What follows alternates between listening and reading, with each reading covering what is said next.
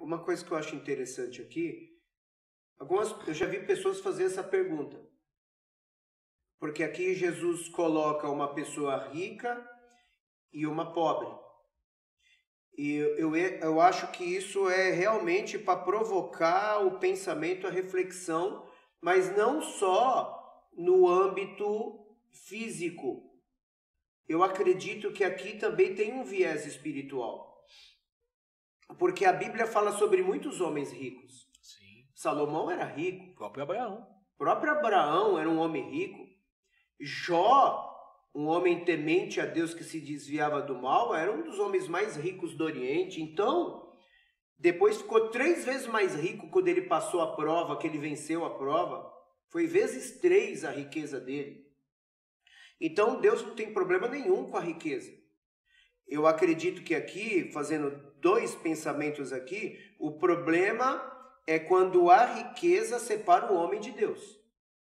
Então, a pessoa que tem tudo, ela vai buscar Deus só se for por amor, só se ela conhecer a Deus e for buscar por amor, porque ela não tem necessidade. Porque as pessoas não falam muito que a gente lembra de Deus na hora da dificuldade, na hora do sufoco, que a gente começa a buscar uma doença, um problema grave, aí a pessoa se quebranta, vai buscar. E o correto era buscar Deus por amor. Eu vou buscar Deus porque eu quero ter comunhão com Deus, porque eu quero morar para sempre com Deus, porque Deus é eterno, eu quero estar na eternidade com Deus. Então aqui eu vejo que Jesus provoca aqui um pensamento do homem rico, mas um homem rico longe de Deus, que ele não tem vida com Deus, e o pobre miserável, mas que está vazio das riquezas dessa terra, das misérias dessa terra.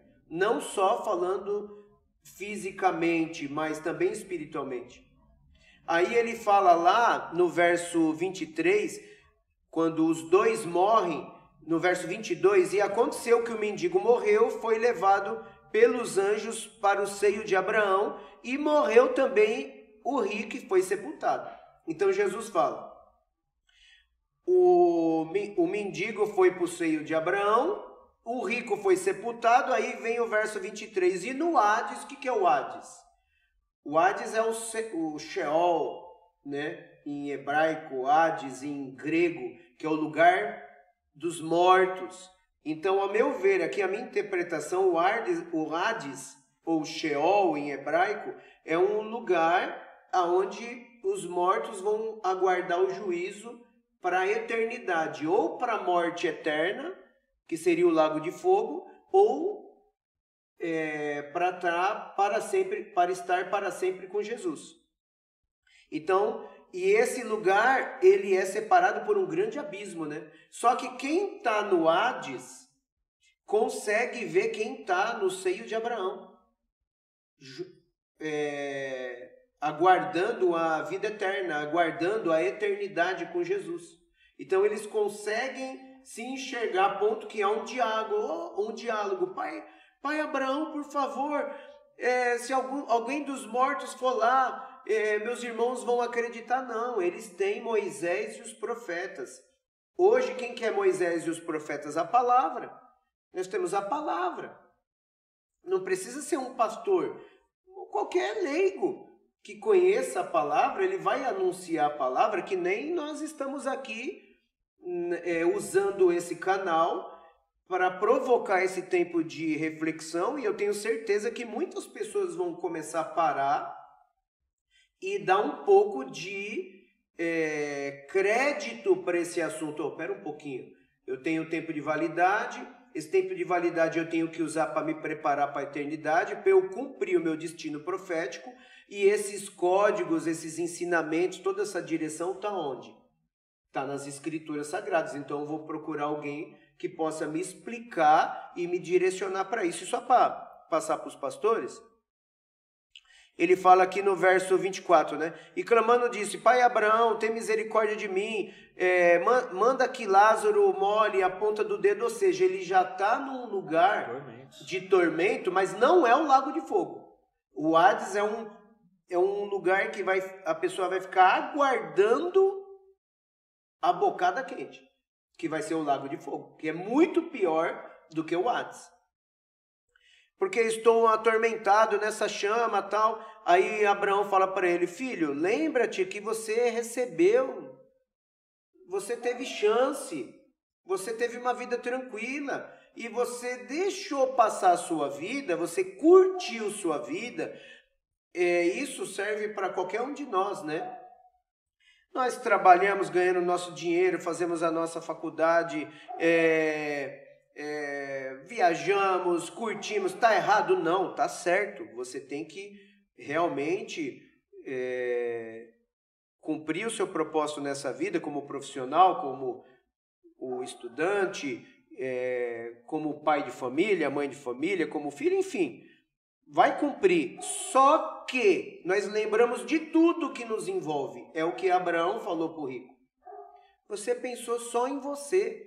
Você teve todo o deleite dessa terra. Comeu bem, viveu bem, descansou bem, passeou, viajou, curtiu. Mas aonde estava Deus na sua agenda? Aonde Deus estava na sua agenda? Aonde Deus estava na sua vida? Tudo girava em torno de você e você não gastou um tempo com Deus, você não se preparou para a eternidade, para estar junto com Deus. Aí ele fala, né? Verso 26. E além disso está posto um grande abismo entre nós e vós, de sorte que os que quisessem passar daqui para vós não poderiam, nem tampouco os de lá para cá. Disse ele: rogo-te, pois, pai Abraão, que o mandes à casa de meu pai, pois tenho 5 irmãos. Aí ele fala, né, para que eles não venham para esse tormento. E Abraão fala, não, eles têm Moisés e os profetas. Não precisa vir ninguém do além. Não precisa vir um anjo, vir um morto, não precisa. Deus, ele é muito simples e as coisas de Deus são muito óbvias. Nós cuidamos do nosso corpo, cuidamos da nossa alma, temos que cuidar do nosso espírito também, né? Para que possamos ter a vida eterna. E esse ponto é muito interessante, né? Porque, você veja, pastor, aqui no versículo 21, desse mesmo texto, diz assim, que o Lázaro, ele ansiava comer do que caía da mesa do rico. Talvez uma das coisas que se reconhecia o Lázaro, que reconheceu ele lá. Quando ele estava lá, o Lázaro estava já no gozo, lá no seio de Abraão, e o rico estava em tormentos. O algo da ganância, do orgulho, talvez não olhar para as necessidades de outras pessoas também. Porque às vezes nós temos tantas coisas, podemos ajudar muitas pessoas também, não é? Podemos, e o cristianismo, ele prega isso, né? Ele fala sobre isso, sobre esse algo de ajuda. E muito provavelmente, como o pastor falou, isso não é simplesmente uma historinha, né? É uma história, um fato que Jesus está relatando de ocorrido, que aconteceu, não é? E esse homem, por causa do seu orgulho, da sua forma de soberba, o Lázaro desejava comer das migalhas que caíam. Provavelmente ninguém dava nada para ele, que até os cachorros iam lá e lambiam. E vai saber quantas vezes ele foi maltratado, né? O Lázaro, né? Por esse homem que lá estava.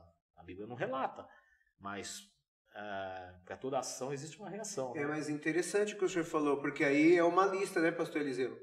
Ganância, orgulho, soberba, maus tratos com o semelhante, e aí se vai desprezo. Nossa, dá para fazer uma lista aí, sabe? Egoísmo, e aí se vai. E se ele se preocupa com os irmãos dele, é porque os irmãos iam no mesmo caminho, a mesma forma. De orgulho, de ganância, de pensar em si, esse é o ponto.